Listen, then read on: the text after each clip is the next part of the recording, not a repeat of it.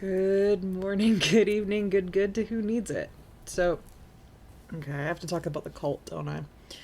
So if you didn't see my last storytime video where I talked about really quickly how I want to do a long form video essay on magical tourism, then you didn't hear me nonchalantly mention that I was pursued by some cult members briefly. I happen to know a lot about cults because this is what my life is like. Some people have experiences, I have adventures. I accept that about myself.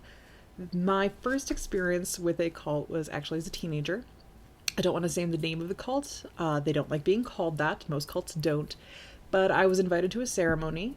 There was speaking in tongues. I was sat down by a pastor and explained how I was possessed, and the person who had invited me to the ceremony had done so to save my soul. I was just a shit like that.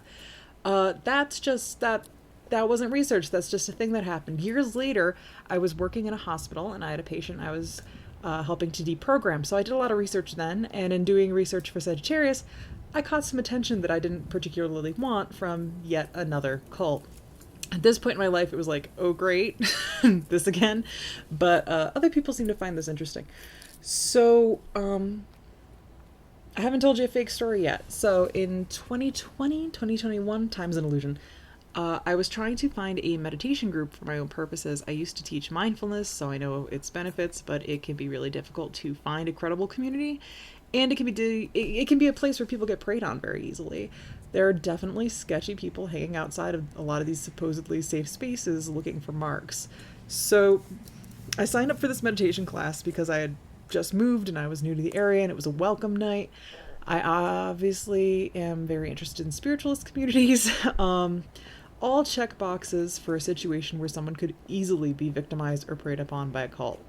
And in that first introductory meeting, I was the only person who was new. Everyone else was already indoctrinated. I became singled out. This is very similar to the ceremony I was invited to as a teenager, but rather than take the approach that that pastor did, that I was there to be saved and uncleaned and yuck demons, these people emphasized how special and chosen I was, how beautiful, how stunning. So the stages of ick were when I said hello, the first woman I met was deeply offended that there was an outsider, and she was quickly shushed away by the others. Then, once assembled, the group decided to do a separate new ceremony, a new meditation group just for me so that they could show me how they do it. And the group divided and I was moved to a secondary location away from the rest of the other people who had come to the night. Long story short, I thanked them. I left. I never went back.